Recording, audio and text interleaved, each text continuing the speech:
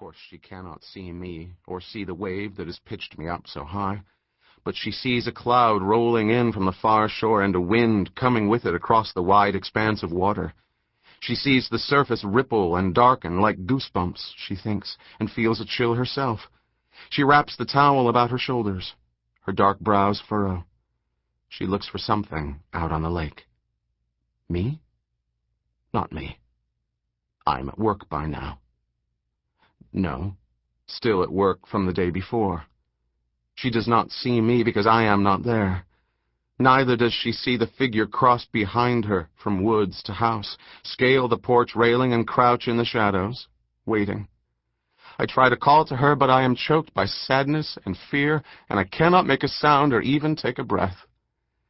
And now this wave is breaking, and I am pitched headlong under a solid sheet of gray water. The ocean rushes through my nose and ears.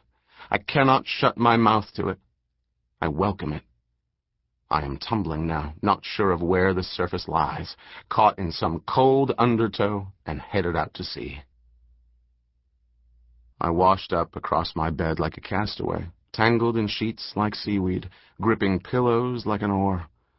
I rolled on my back and stared at the ceiling and the shadows sketched there by the thin morning light. The phone was ringing far away, at the other end of the house, but even at a distance it made my eyes shake in my head. I lay there, waiting for the spinning to stop and for the answering machine to pick up. But neither would happen. I was still drunk, and I'd shot the machine last week. 3 years later. Chapter 1. Everyone was in a bad mood.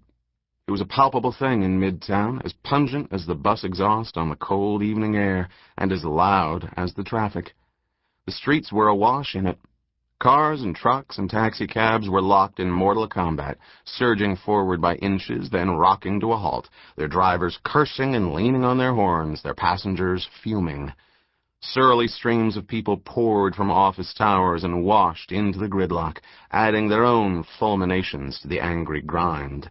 Sharp elbows and rude gestures were everywhere. Maybe it was the season that brought it on. The week before Thanksgiving, the cusp of the holidays. Maybe it was the prospect of Christmas shopping or of all that family time bearing down like a freight train. Maybe it was the gnawing obsession with this year's bonus, assuming there was one, or the corrosive dwelling on the next round of layoffs. Maybe everyone was battle-fatigued, edgy from the latest terror alerts, strung out from life in the crosshairs. Or maybe it was just another hellish rush hour. Whatever. It was some nasty karma. At 7 p.m., I was threading my way through these wretches, heading up Park Avenue toward 52nd Street. The intersection was a particular mess. Sawhorses and traffic cones were scattered across it, and in the middle of the street was a trench that belched steam. Steel plates only partly covered the excavation, and I wondered if anyone had yet disappeared into its depths. I crossed 52nd, threading between two taxis, and pushed against a wave of people into the lobby of Mike's building. I crossed the marble floor to the guard station, produced half a dozen pieces of ID, waited while they called upstairs, signed in, and got on an elevator. I pressed 30, and the doors closed silently. Michael Metz is a partner at the law firm of Paley, Clay & Quick, and the firm's biggest rainmaker. He's also my friend and has been since college, from the day we first chased each other around a squash court, vying for a spot on the team ladder. For the last couple of years, he's also been my most regular employer. Mike's got an eclectic practice.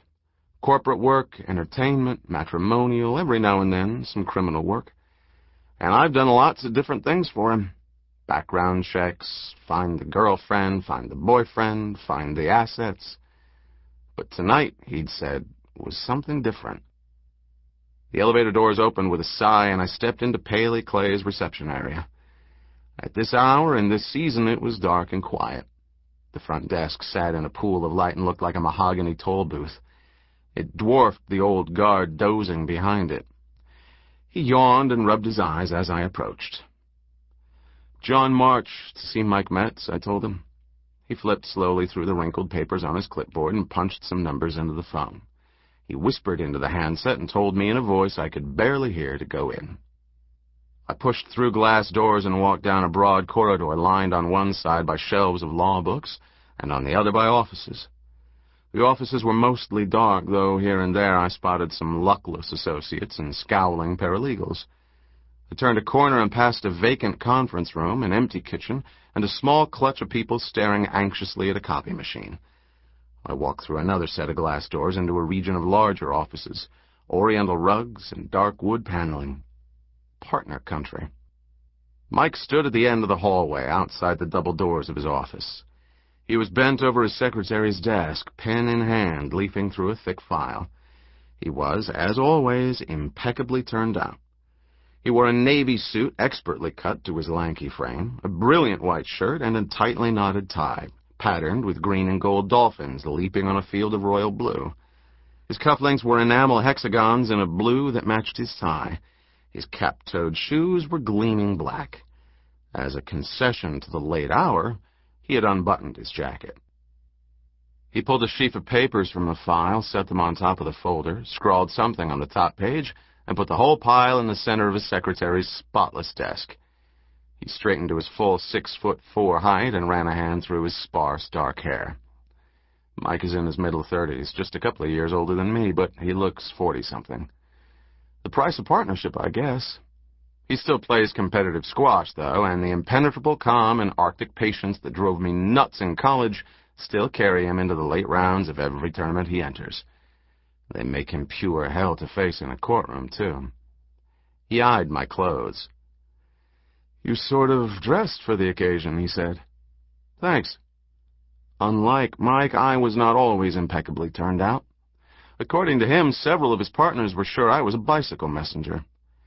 But now, in gray flannels, a black wool polo shirt, and a black leather jacket, I was well within the bounds of appropriate. No visible tattoos, no piercings, and I unscrewed the bolts in my neck. "What more could you ask?" I said. "Where's your guy?" "In the conference room. But let's talk a little first." Mike leaned against the desk. "That would be good," I said, "since you've told me exactly nothing about this." I sat in his secretary's chair. "There's a reason. The guy is shaken up right now, and based on what he's told me, he's probably right to be. I've known him a long time, and he's not usually a jumpy guy. But right now, he's scared and paranoid." "Okay, he's scared and paranoid, no different from most clients. But what's his problem? And does he have a name?" Mike looked at me. A rueful grin came across his lean, sharp-featured face. "He does," Mike answered, "but he'd rather I didn't tell you what it is, or anything more about him, until he's had a chance to size you up." My eyebrows went up. "He wants to look you over. He wants to get a sense of you before he starts talking about his problems. Like I said, he's scared. You have to bear with him. He understands that I'd actually be working for you on this. He understands. And I told him I've had a lot of experience with you, and that you're smart and thorough and stubborn, and that you run faster and jump higher and have healthy teeth and a shiny coat, and probably some other lies, too. But he's jumpy." Mike shrugged. "Let's go," I said, sighing, and I followed him into the conference room. The room was dim, lit only by the small ceiling lights that shone on the architectural prints ranged around the walls, and by the city lights that glowed through the bank of windows opposite the door. In the center of the room was an oval table in dark wood. A man was sitting at it, facing the door. On the table next to him was a small filing box. The man didn't look scared, and he didn't look jumpy. He looked rich. He was in his early 40s, with olive skin and black hair brushed straight back from a wide forehead. He had a broad chest and thick neck and thick shoulders and wrists. His wide face was clean-shaven, with dark, deep-set eyes and a nose that looked like it might once have been broken. He had the start of a double chin and a slight blurriness to his jawline that might someday ripen into jowls. But it hadn't happened yet.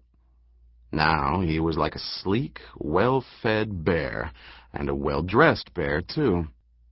He wore a shirt striped in several shades of blue and a silk tie in a dark, solid red. At his cuffs were intricate gold knots. A gray suit jacket was slung over the chair next to him. to keep listening to this audiobook. I've left you a link in the description so you can do it at no cost thanks to Audible's 30-day free trial.